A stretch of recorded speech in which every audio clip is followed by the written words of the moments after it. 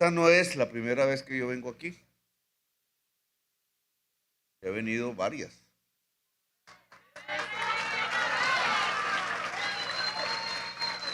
En una creo que asusté a todo el mundo porque me recibió un cantor, ¿no estará por ahí? El padre de ustedes dos. Uno solo, Samuel, sí.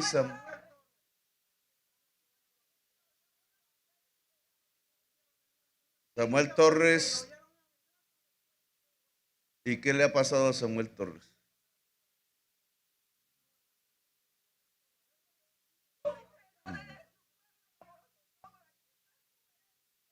Vale. Me saludan a Samuel entonces, que un abrazo mío.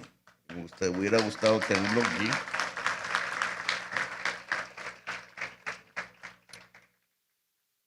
Aquí.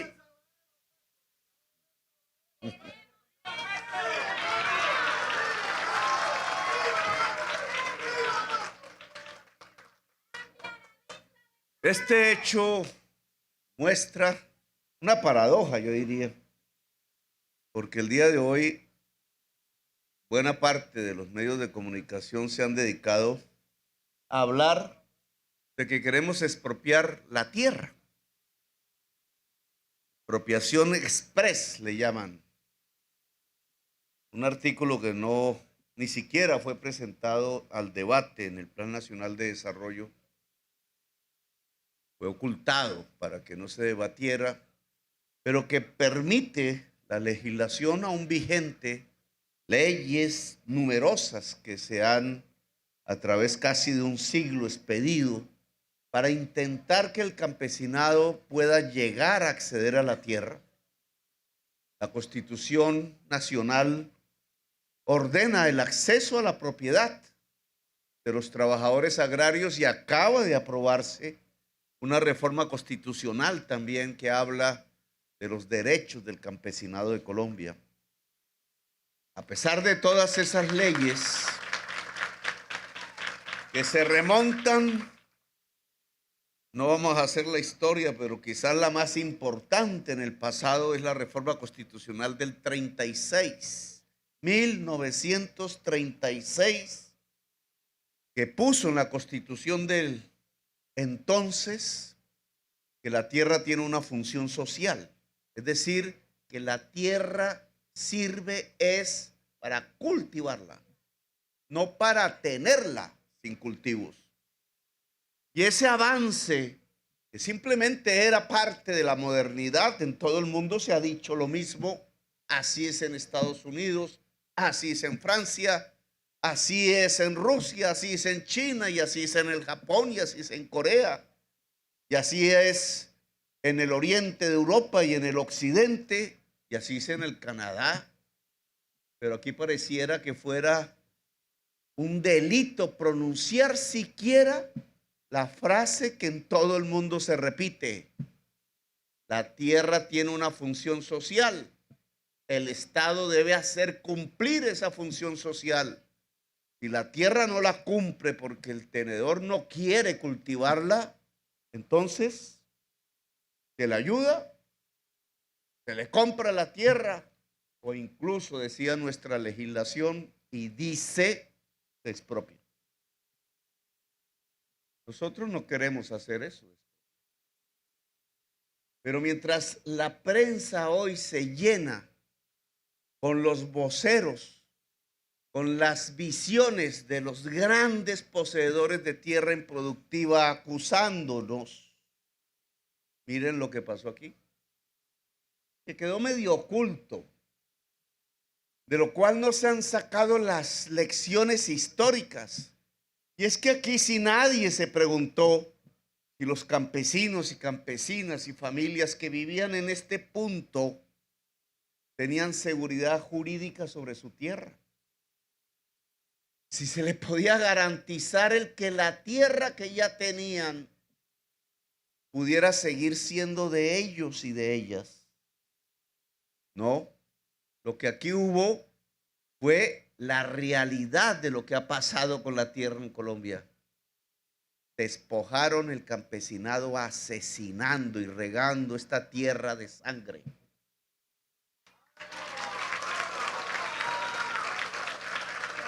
Y ahí sí no hay escándalo, pues. Eso sí, no importa. ¿Qué pasó con la tierra de la gente de aquí? Después de la masacre fueron despojando y despojando y desalojando y desalojando los hombres de negro. Hombres de negro que estaban aliados con funcionarios públicos armados y que seguían las órdenes de quienes se iban a quedar con la tierra. Una maquinaria que no solamente ocurrió aquí, ni solo en los Montes de María, sino en todo el Caribe colombiano, sobre millones de hectáreas, sobre millones de personas, millones de gente humilde a la que sacaron a punta de sangre y de masacre para acaparar la tierra. En eso no hay escándalo, en eso no aparece entonces la discusión pública. ¿Quiénes se quedaron con la tierra? Poco a poco, a través de los años, de las luchas, de los esfuerzos, de los miedos, de las valentías de muchas mujeres, de muchos hombres, de jóvenes que no se dejaron acallar, de dirigentes, porque a mí me tocó hacer el debate de las masacres de los Montes de María en el Congreso de la República y descubrir que quienes ordenaban los asesinatos, como en el caso de Macayepo, no lejos de aquí, eran senadores de la República.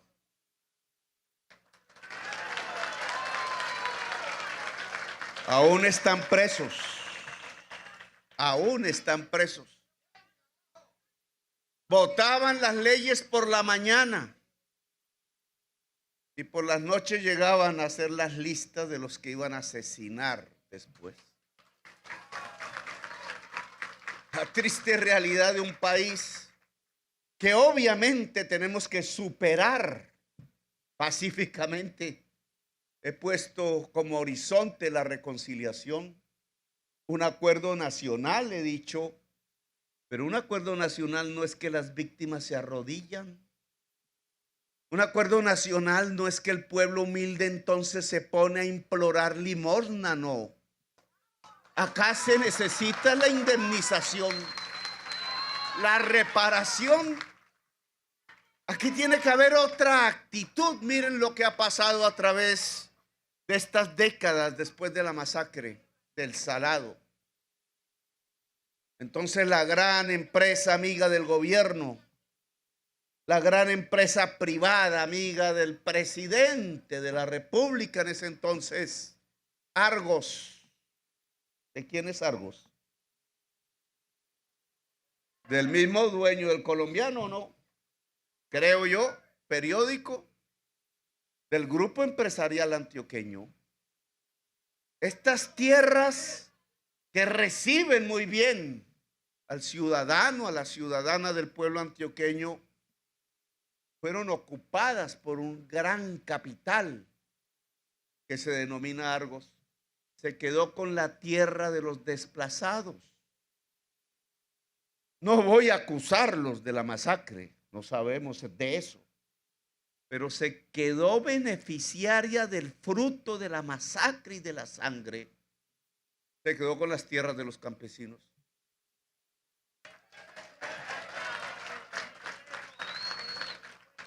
Y hubo algún, igual que hoy nos acusan de expropiadores, alguien en algún lugar de la televisión nacional o de la prensa o de la discusión pública o del Congreso, de los partidos políticos o de los gobernantes locales y nacionales, ¿acaso dijo que lo que había hecho Argos en realidad era una expropiación a miles de campesinos?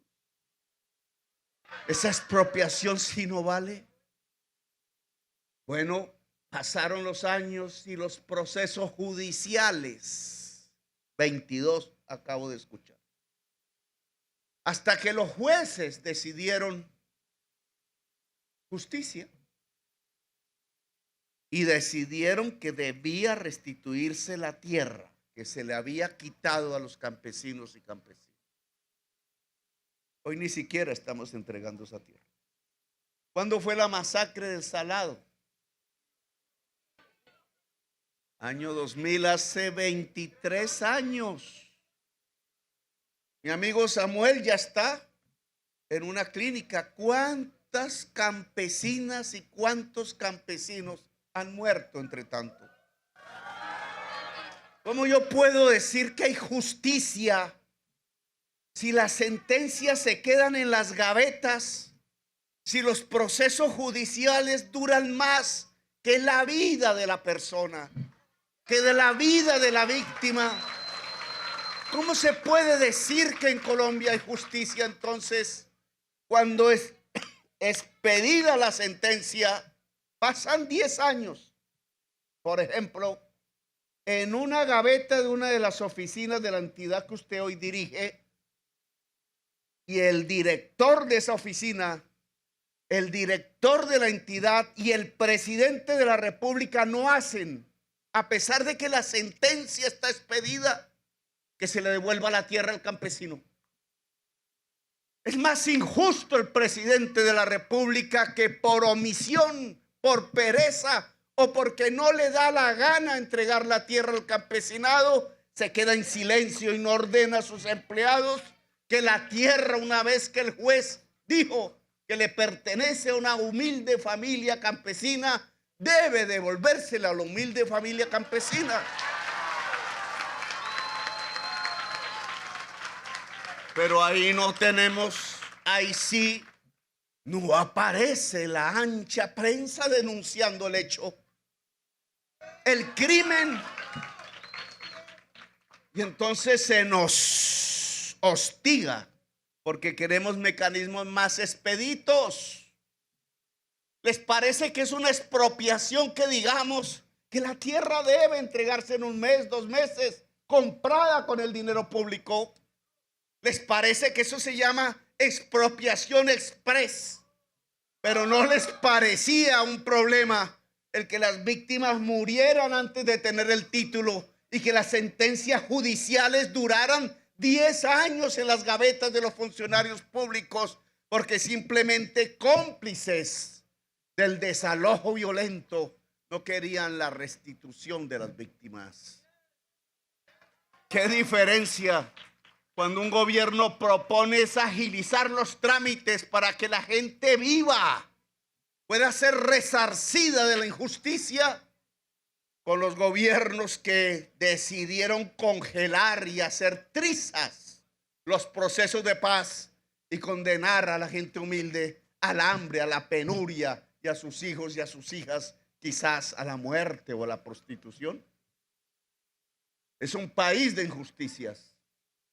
Indudablemente es un país que uno puede comprender no solo por su inmensa desigualdad social, no solamente por su ausencia de democracia, por el enorme acumulado de codicias que, por ejemplo, en una empresa como Argos se aglutinó para no entregar las tierras que había despojado. ¿Qué perdía Argos por entregar las tierras hace 10 años? De buena voluntad, sin presión. Se equivocó, a lo mejor pensó de buena fe, como dicen ahora, que la tierra no tenía sangre regada y que podía obtenerla.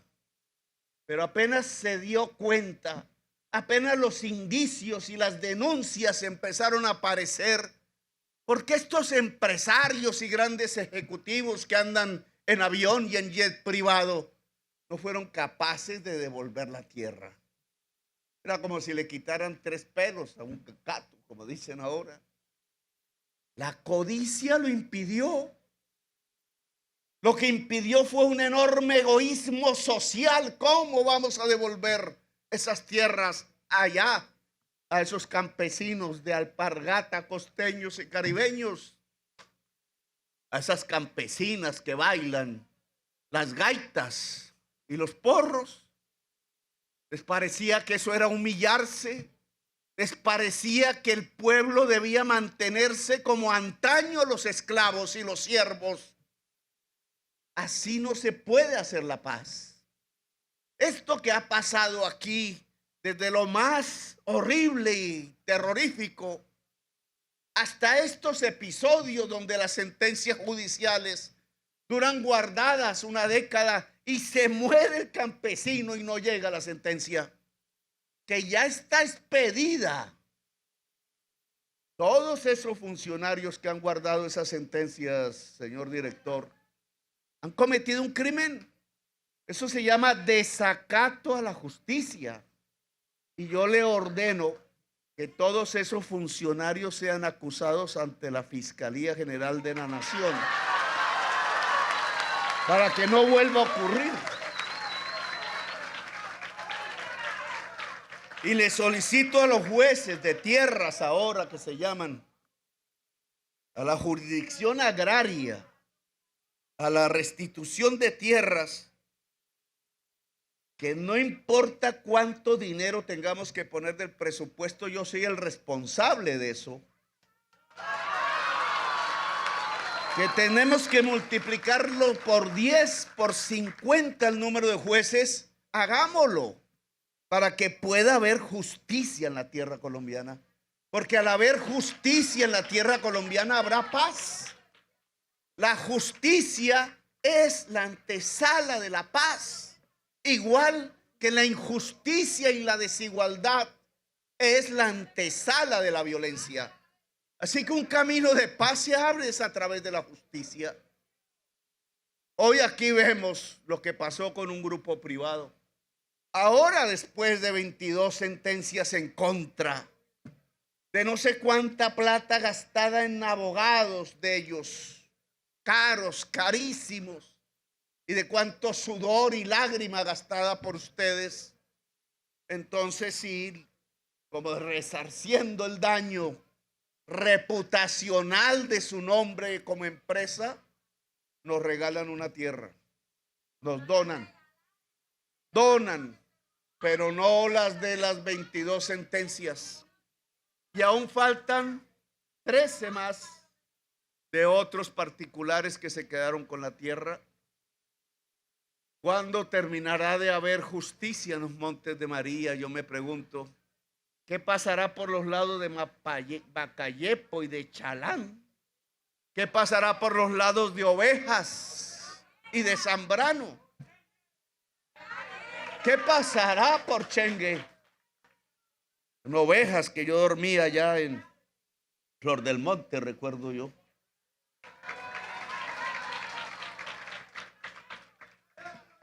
Y que después fue también arrasada por masacres posteriormente. A nosotros nos corresponde entonces hacer una propuesta. No es el problema si nos acusan de expropiación express. Yo quiero rapidez para entregar la tierra.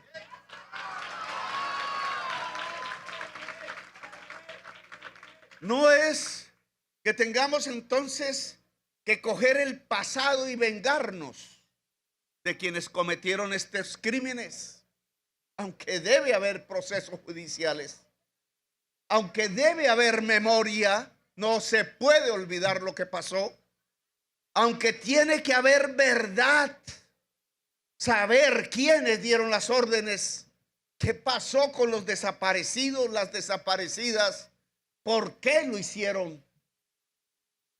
Pero tiene que haber también un momento de reparación de las víctimas, y en parte este pequeño lo ejerce un presidente, el actual, lo ejerce un gobierno que ojalá no se deje corromper, que pueda mirar de frente a los ojos de la gente del pueblo y ponerse a su servicio y hacer hasta lo imposible porque la justicia sea en Colombia. Pero tiene que llegar un momento de reconciliación. No podemos vivir 75 años en guerra, 3 generaciones enteras consumidas en un conflicto, una sociedad que pareciera hecha para matarse entre sí y no para unirse. no para construirse como una nación, sino para autoeliminarse en las guerras fratricidas de tantas décadas desde hace 2 siglos. No podemos construirnos como nación así. Tenemos que tener un punto final de la violencia y un punto inicial de una era de paz. Y eso es a través de dialogar entre nosotros. Los únicos que realmente podemos dialogar entre las especies vivas de esta tierra, y quizás las únicas especies vivas, quién sabe en cuántos millones de kilómetros, años luz a la redonda, somos nosotros. Somos lo máximo de la vida, el pensamiento, la inteligencia, la razón. Si no usamos la razón para poder convivir y tener momentos de felicidad y una existencia plena, y no derramar la sangre entre nosotros mismos, si no usamos la palabra, el diálogo, entonces, ¿qué será del destino de Colombia? Ha llegado el momento de hablar, pero tiene que entenderse cómo es ese hablar, cómo es ese diálogo. Los señores del jet privado, acostumbrados quizás a que los políticos llegan a pedirles plata y que se orinan en los pantalones y los invitan a una comida, porque es el gran rico del país. Acostumbrados quizás a que la historia de Colombia condenó a los pueblos indígenas a la servidumbre y a los pueblos mestizos a la ignorancia porque no entregaron la educación, y a los pueblos negros a la esclavitud, acostumbrados a usar el látigo y la cadena y el cepo, quizás aún no pueden entender que hablar consiste en hablar entre iguales. Consiste en dejar la codicia a un lado. Consiste en reconocer que tenemos una de las sociedades más desiguales de la tierra y que esa es la causa de nuestros principales males, del narcotráfico, de la violencia, del déficit de democracia, de la degradación humana que lleva incluso a que las familias entren en violencia interna, ya que algunos individuos, muchos desgraciadamente, golpeen y violen a sus hijos. Es la degradación de una sociedad que en medio de tanta sangre y de tanto terror no encuentra un camino para construirse en dignidad. Hablar significa mirar a los ojos al pueblo, abrir los caminos de unas reformas. Claro que nosotros hablamos de reforma agraria. ¿En qué país del mundo desarrollado la tierra fértil no tiene una sola mata de yuca sembrada? Y todo el Caribe es una tierra en donde apenas sí se pasean unas vacas flacas, yo diría que gordas. Pero en los pueblos sí que hay niños flacos, muriendo incluso como en La Guajira de sed y de hambre. No puede, eso no se llama modernidad, eso no existe en el mundo, eso es una herencia anacrónica, atrasada, que no nos permite industrializarnos, que no nos permite vivir del trabajo, y el trabajo es la base de la riqueza de una sociedad, que no nos permite que las niñas campesinas puedan ir a las universidades a estudiar medicina y los niños matemáticas o poemas o pintura o lo que sea, que nos permite el saber y el desarrollo como una sociedad. Es la hora que la codicia abandone el corazón y la lengua de quienes han dominado el país. Aquí el ejemplo del Grupo Argos de pronto sirve en positivo. Claro, ya pasaron los años de los 22 procesos judiciales y ya los perdieron todos. Ahora entregan un predio en donación. Pues que sea el comienzo de un mensaje, no solamente del Grupo Argos, sino del gran capital en Colombia, de los grandes banqueros, de los grandes empresarios que se creen dueños del Estado. Es el momento de hablar con el pueblo. de los tenedores de las tierras por miles de hectáreas sin cultivar una mata de yuca siquiera. No se asusten de este gobierno quiere hablar, pero de tú a tú, porque al mismo tiempo que hay que dejar la codicia, ha llegado también un tiempo en donde hay que construir la justicia, la verdad, la reconciliación. Por tanto, los pueblos se reconcilian sobre la base de la justicia, la verdad, y eso es lo que permite la paz. Este gobierno es una oportunidad para ello. Hay quienes sueñan por ahí en tumbar el gobierno. Recogen pláticas de unos grandes empresarios españoles, se van a España y a ver cómo se tumba el gobierno. ¿Qué les ocurre hacer eso? Porque estarían iniciando una nueva era de violencia. Como les voy a decir, no sean brutos, que ya en la historia de Colombia eso se ha hecho, se ha repetido y se sabe qué pasa. Campesinado sabe qué tiene que hacer, la juventud popular sabe qué tiene que hacer, el pueblo trabajador sabe qué tiene que hacer, así yo no siga en esta existencia. Ese no es el camino de brutalidad que necesita Colombia. Ya lo probaron cuando bombardearon las cooperativas campesinas por allá en los Andes. Ya lo probaron cuando asesinaron a Jorge Eliezer Gaitán. ¿Cuánto ha costado ese asesinato? No, hay un camino más fácil, muchísimo más inteligente. A hablar. ¿Cómo repartimos la tierra? ¿Cómo construimos la equidad? ¿Cómo el viejo y la vieja pueden tener un plato de sopa y una pensión? ¿Y cómo a la señora trabajadora se le puede tratar dignamente en su empresa y no como una esclava? ¿Cómo podemos ser atendidos en salud?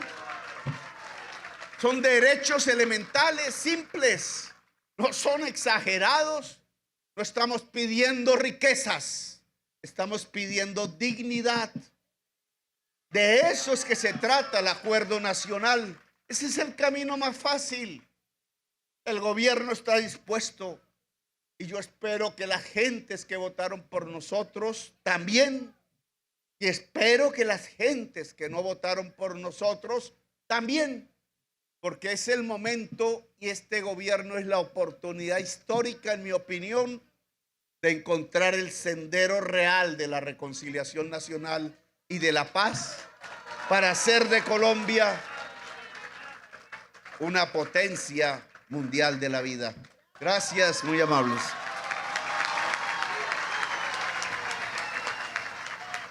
Muchas gracias, señor presidente, por sus palabras. Y así agradecemos a todos los asistentes por acompañarnos en este evento. La reforma agraria en Colombia es una realidad con el gobierno del cambio.